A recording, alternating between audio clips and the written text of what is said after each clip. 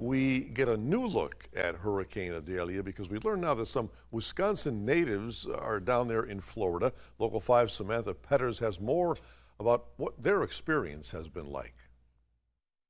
It was freaky, it was scary. Victoria Kroll is a Wisconsin native who moved to Florida almost 2 years ago, but never expected to experience what she has with Hurricane Idalia. Me and my husband, we board our house up, we put all the hurricane shutters, we put everything in, and it looks like nobody lives here, and it's hard work. Green Bay resident Cindy Galliano visits her friend in Florida as often as she can.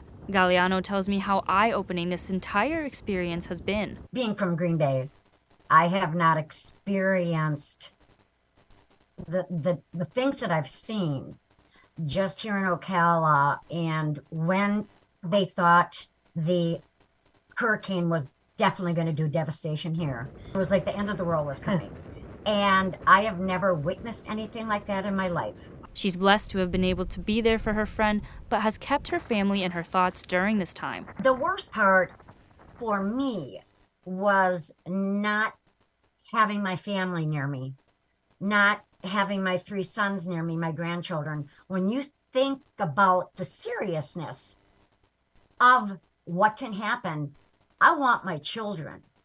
And that's what hit me so hard. And so the two friends will continue to weather the storm. In Green Bay, Samantha Petters, Local 5 News.